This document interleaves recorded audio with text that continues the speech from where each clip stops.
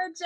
and Michael Seegers here for another episode of the Michael and Laura Show. This one, keeping it short and sweet because what we're going to talk about today is the flame of illumination and how it relates to the Great Awakening that we're currently in right now. So, Michael Seegers, would you please introduce what the flame of illumination is? Thank you, Laura.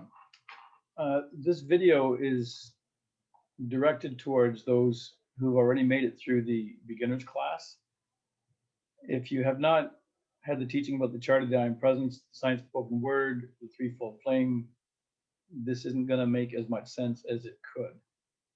Doesn't mean don't watch it, but there are some prerequisites that will be helpful. So we discussed the threefold flame in the heart.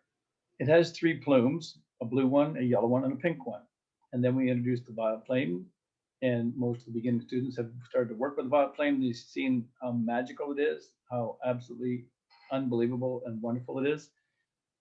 Then they've come to discover the need for the blue flame for some protection, because there are energies out there that are not so friendly that suddenly take notice when you're using the violet flame, because your aura fills with light and they like to feed on that light. So those are two distinctly different flames that we've been working with, the violet flame and the blue flame. And now we're going to talk about the yellow flame. So it's the second ray of illumination. It's the middle one of the threefold plume. And it has a very distinct action all its own. Now, you have the PDF, Laura. This is the hard copy that you're going to get eventually. It goes in a little 3-ring binder. Prayers, meditations, and dynamic decrees for personal and world transformation. And there's a section in there. You can see the pages are color coded. Right. And so there's a yellow section in there, which is all decrees and invocations that are working with the second ray of illumination and calling forth that golden flame. And so we understand that there are 7 chakras, 7 rays. There are masters who work on each ray.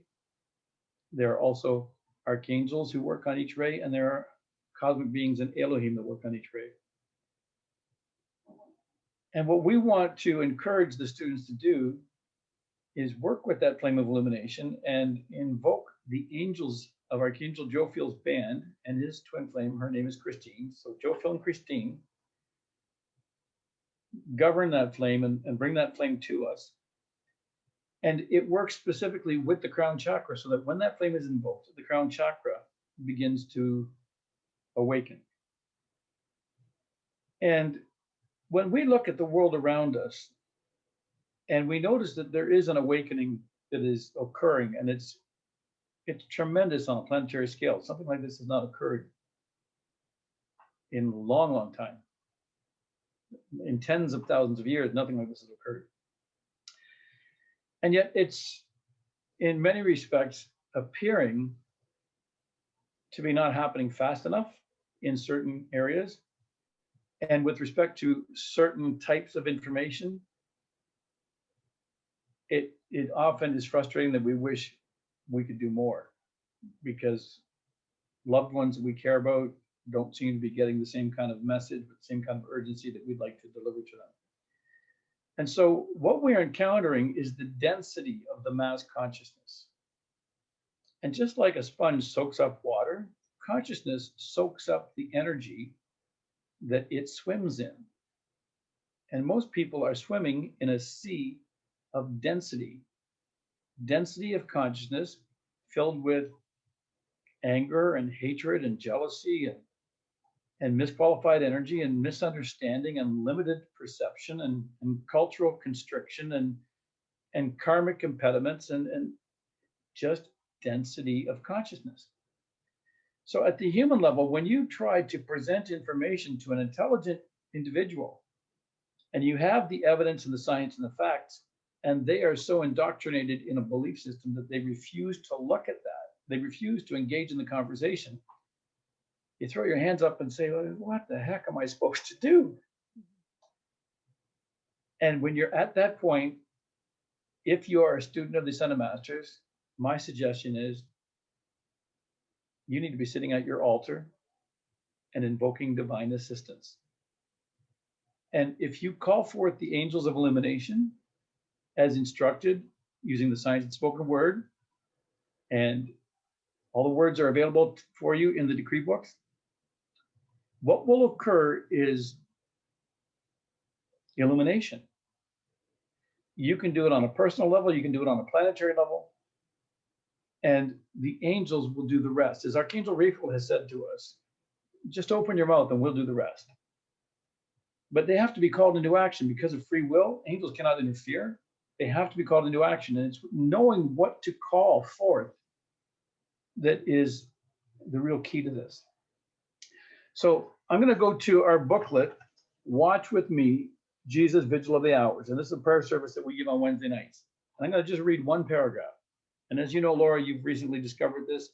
This is a powerful, powerful work to do. At this juncture, and these are words that are dictated, this is Jesus speaking to you, okay? This is directly from Jesus. At this juncture, let all be aware that the hour is coming, and now is, when many who are dead in the sense of unreality and shadow shall become suddenly illumined because of the magnitude of our Father's release of illumination's flame. In this dawning golden age, when my reality shall blaze forth as the noonday sun into the hearts of mankind, flooding all with light. Ponder that paragraph. Jesus is telling us something very, very powerful, and it's about the release of illumination's flame. It's about what will occur on a planetary scale. The consciousness of mankind will rise increment by increment every time the flame is invoked. And if you have a particular individual that you want to direct the flame to, well, then you can use the science of the spoken word. You can do that. You can call forth the angels of Archangel Jophiel's band. You can direct them to raise the consciousness of your loved ones, and be surprised at the results when they suddenly become more receptive to the information that you want to share. And ultimately, the type of change that needs to happen on a political level, on a social level, in the schools, in the educational system, and wherever it needs to occur, when you're encountering the limitations of human consciousness, where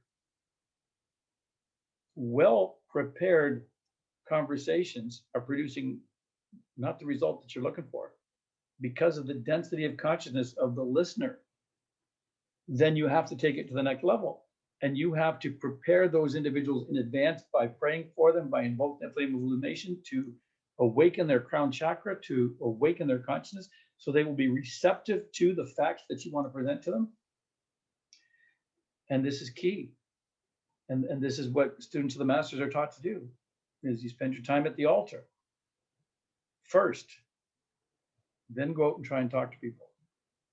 Because the flame of illumination is so necessary. It's a prerequisite to producing that further awakening of consciousness that's possible.